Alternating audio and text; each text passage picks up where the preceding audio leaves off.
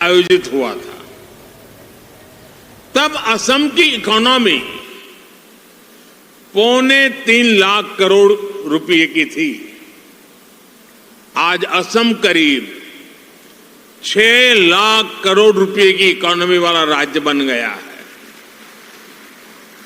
यानी भाजपा सरकार में सिर्फ 6 सालों में असम की इकोनॉमी की वैल्यू डबल हो गई है। ये डबल इंजन की सरकार का डबल इफेक्ट है। असम में हुए ढेर सारे इन्वेस्टमेंट ने, आप सभी ने असम को अनलिमिटेड पॉसिबिलिटीज का राज्य बना दिया है। असम सरकार यहां एजुकेशन, स्किल, अन्य कई प्रकार के डेवलपमेंट और साथ साथ बेहतर इन्वेस्टमेंट एनवायरनमेंट पर फोकस कर रही है। बीते सालों में भाजपा सरकार ने यहां कनेक्टिविटी से जुड़े इंफ्रास्ट्रक्चर पर बहुत काम किया है। मैं आपको एक उदाहरण देता हूं। साल 2014 से पहले ब्रह्मपुत्र नदी पर बस 3 पुल थे। यानी 70 सालों में सिर्फ 3 ब्रिज। लेकिन बीते 10 सालों में हमने 4 नए ब्रिज बनाए हैं। इनमें से एक ब्रिज का नाम भारत रत्न भूपेन हजारिका जी के नाम पर रखा है।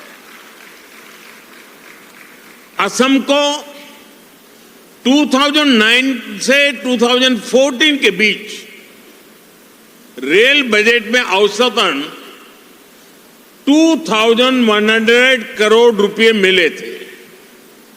हमारी सरकार ने असम के रेलवे बजट को 4 गुना से ज्यादा बढ़ाकर 10,000 करोड़ रुपए तक पहुंचा दिया। असम के 60 से ज्यादा रेलवे स्टेशन को भी मॉडर्नाइज किया जा रहा है। आज गुवाहाटी से न्यू जलपाईगुड़ी के बीच नॉर्थ ईस्ट की पहली सेमी हाई स्पीड ट्रेन चल रही है। साथियों, असम की एयर कनेक्टिविटी का तेज गति से विस्तार हो रहा है। 2014 तक यहां सिर्फ 7 रूट्स पर फ्लाइट्स ऑपरेट होती थी। अब करीब 30 रूट्स पर फ्लाइट्स चलने लगी है। इससे लोकल इकोनॉमी को भी बहुत बड़ा बूस्ट मिला है। यहां के युवाओं को रोजगार मिला है। साथियों, ये परिवर्तन सिर्फ इंफ्रास्ट्रक्चर तक सीमित नहीं है। लॉ एंड ऑर्डर में अभूतपूर्व सुधार हुआ है। बीते दशक में अनेक पीस अकॉर्ड्स किए गए हैं। बॉर्डर से जुड़े लॉन्ग पेंडिंग इश्यूज का समाधान किया गया है।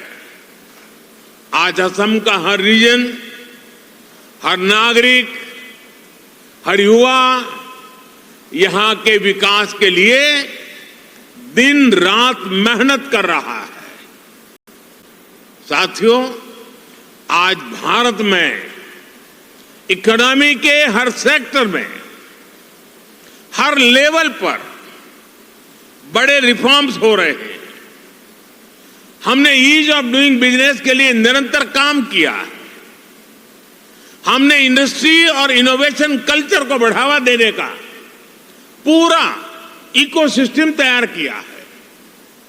स्टार्टअप के लिए नीतियां हो, मैन्युफैक्चरिंग के लिए पीएलआई स्कीम्स हो या मैन्युफैक्चरिंग कंपनियां और एमएसएमई को टैक्स में छूट देना हो, हमने हर एक के लिए बेहतरीन पॉलिसीज बनाई है। सरकार देश के इंफ्रास्ट्रक्चर पर भी बहुत बड़ा इन्वेस्टमेंट कर रही है। इंस्टीट्यूशनल रिफॉर्म, इंडस्ट्री, इंफ्रास्ट्रक्चर और इनोवेशन का यही कॉम्बिनेशन भारत की प्रगति का आधार है और इसलिए इन्वेस्टर्स भी देश के पोटेंशियल को, उनकी और देश की प्रगति की पॉसिबिलिटीज को बदलता हुआ देख रहे हैं और इस प्रगति में असम भी डबल इंजन की स्पीड से आगे बढ़ रहा है। असम ने 2030 तक अपनी इकोनॉमी को 150 बिलियन तक पहुंचाने का टारगेट सेट किया है। मुझे विश्वास है असम इस लक्ष्य को जरूर हासिल कर सकता है। मेरे इस विश्वास का कारण असम के सामर्थ्यवान और प्रतिभाशाली असम के लोग हैं, यहां की भाजपा सरकार का कमिटमेंट है। असम आज साउथ ईस्ट एशिया और भारत के बीच का गेटवे बनकर उभर रहा है। इस पोटेंशियल को और आगे बढ़ाने के लिए सरकार ने north east transformative industrialisation scheme यानी उन्नति शुरू की है। ये उन्नति स्कीम असम समेत पूरे नॉर्थ ईस्ट में इंडस्ट्री को, इन्वेस्टमेंट को, टूरिज्म को गति देगी। इंडस्ट्री के आप सब साथियों से कहूंगा, इस स्कीम और असम के अनलिमिटेड पोटेंशियल का पूरा लाभ उठाइए। असम की नेचुरल रिसोर्सेज और स्ट्रेटेजिक लोकेशन इस राज्य को इन्वेस्टमेंट का प्रीफर्ड डेस्टिनेशन बनाती है। असम के सामर्थ्य का एक उदाहरण असम टी है। असम टी अपने आप में एक ब्रांड है जो दुनिया भर में चाय के शौकीनों के जीवन का हिस्सा बन चुकी है।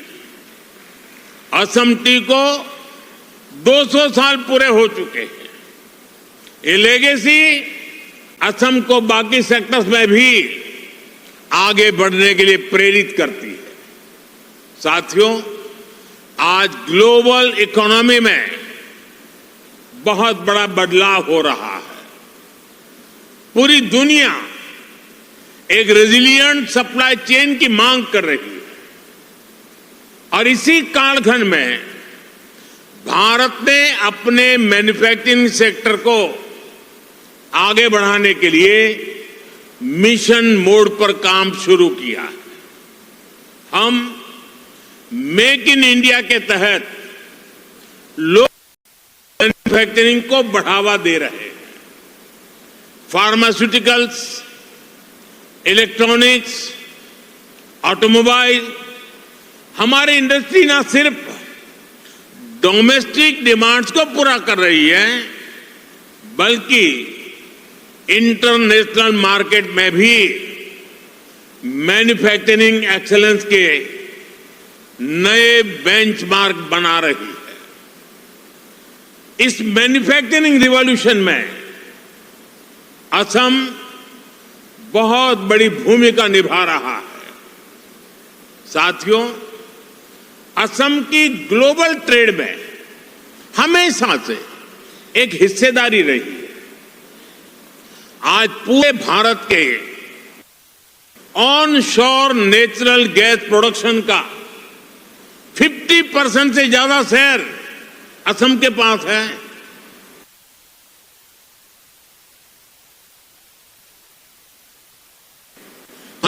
में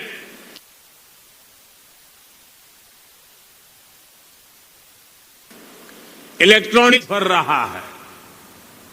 सरकार की पॉलिसीज के कारण असम हाईटेक इंडस्ट्रीज के साथ साथ स्टार्टअप्स का भी हब बन रहा है।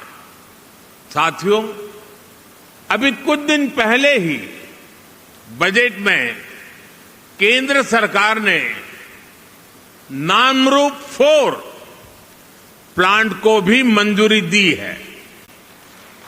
आने वाले समय में ये urea production plant north east सहित पूरे देश की यूरिया की डिमांड को पूरा करेगा।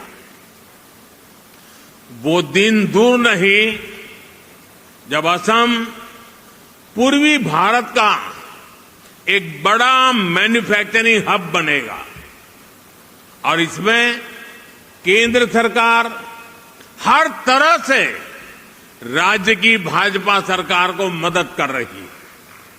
साथियों, 21वीं सदी में दुनिया की प्रोग्रेस डिजिटल रिवॉल्यूशन, इनोवेशन और टेक्नोलॉजिकल प्रोग्रेस पर निर्भर है।